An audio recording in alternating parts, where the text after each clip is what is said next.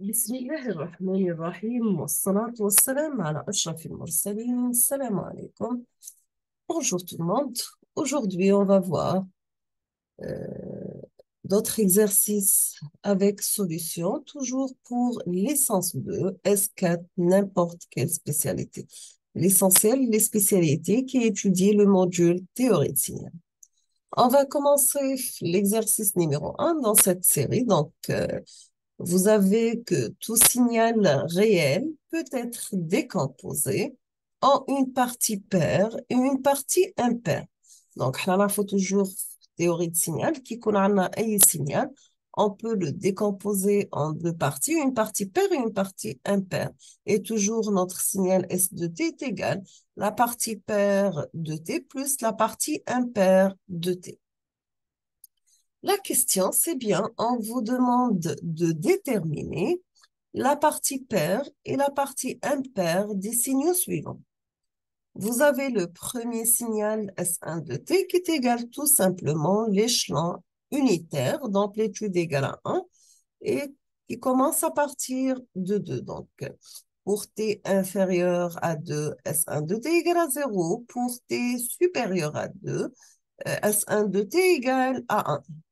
Deuxième signal S2 de t qui est égal cosinus de t plus sinus t plus le produit de deux signaux sinus de t par cosinus de t.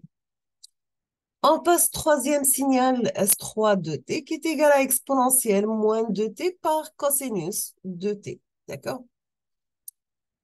On passe la correction sans tarder. Donc, nous avons toujours tout signal réel peut être décomposé en une partie paire et une partie impaire. Donc, tout signal réel peut être décomposé en une partie paire et une partie impaire. Dans ce cas, on aura S2 de T qui est égal à la partie paire de notre signal plus la partie impaire de notre signal.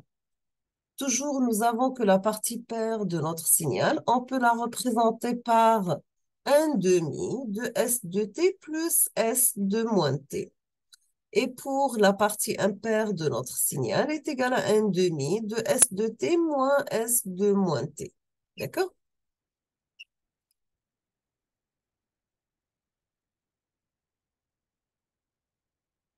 Toujours, nous avons que la partie paire SP de T est égale à un demi de S de T plus S de moins T. Et la partie impaire de notre signal, elle est représentée par un demi de S de T moins S de moins T.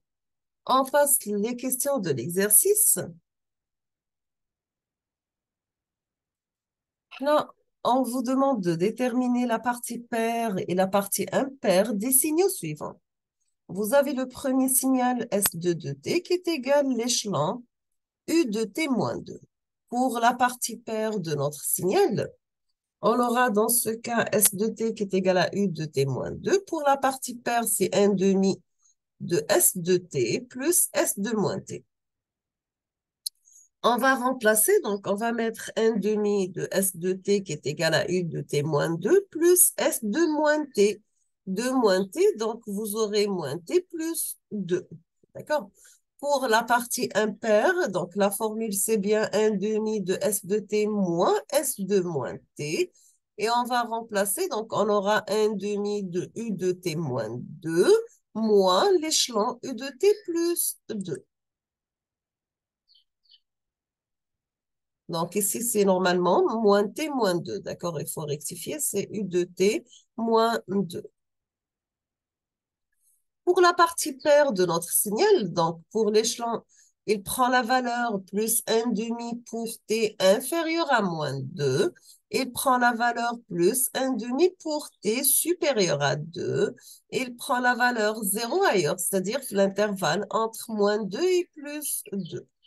On passe maintenant à la partie impaire de notre signal et prend la valeur moins un demi pour t inférieur à moins 2. Il prend la valeur plus un demi pour t supérieur à 2. Il prend la valeur 0 ailleurs. D'accord? On a terminé avec le premier signal. On passe au deuxième signal, S de 2t qui est égal à cosinus t plus sinus t plus sinus t par cosinus t. On va commencer par la partie paire. Donc, on aura S paire de t qui est égal à n demi de S de t plus S de moins t. Sachant toujours que cosinus moins t, tant que le cosinus est une fonction paire, on aura toujours cosinus moins t est égal à plus cosinus t. Par contre, le sinus est une fonction impaire. Dans ce cas, si vous remplacez sinus de moins t, ça sera moins sinus de t. Donc, nous avons S de t, on peut la mettre la forme cosinus t plus sinus t plus sinus t cosinus t. Si on va remplacer par t par moins t, on aura cosinus moins t qui est égal à cosinus t plus sinus moins t qui est égal à moins sinus t plus sinus moins t cosinus moins t, c'est bien sûr moins sinus t cosinus t. Maintenant, si on va calculer S de t qui est égal à 1 demi de S de t plus S2, 1 demi de S de moins t, on aura 1 demi de cosinus t plus 1 demi de sinus t plus 1 demi sinus t cosinus t. Donc, c'est pour 1 demi S de t. Maintenant, on va mettre plus 1 demi de S de moins t. Donc, ça sera plus 1 demi cosinus t moins 1 demi sinus t moins 1 demi sinus t cosinus t. Donc, ici, on va simplifier plus 1 demi sinus moins 1 demi sinus, c'est 0. Plus 1 demi sinus par cosinus moins 1 demi sinus par cosinus, 3, 0. Donc, je vais c'est 1 demi cosinus t plus 1 demi cosinus t. 1 demi plus 1 demi, c'est 1, donc ça reste cosinus t. Donc, la partie paire de notre signal S2 est égale tout simplement cosinus t.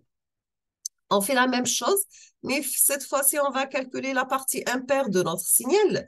Donc, est égal à 1 demi de S de t moins S de moins t. Ça sera 1 demi de cosinus t plus 1 demi sinus t moins S de moins t. Donc, tous les plus sinus t, cosinus t. Donc, pour 1 demi S de t, moins S de moins t, c'est moins 1 demi cosinus t, moins mal moins il plus 1 demi sinus t, mal moins il plus 1 demi sinus t cosinus t. À la fin, donc, vous avez 1 demi moins 1 demi, 3, 0. 1 demi sinus plus 1 demi sinus, c'est sinus. 1 demi sinus cos, 1 demi sinus cos, c'est 1 sinus t cosinus t. Donc, voici la partie impaire de notre signal. D'accord? On va s'arrêter ici aujourd'hui. On termine la suite dans la prochaine vidéo, Inch'Allah.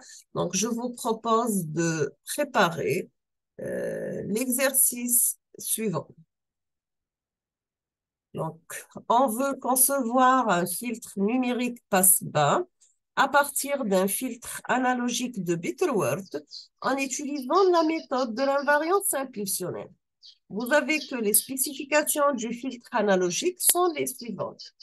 Vous avez une atténuation de 1 décibel à oméga égale à 0,25 pi, une atténuation de 10 décibels à oméga égale à 0,45 pi.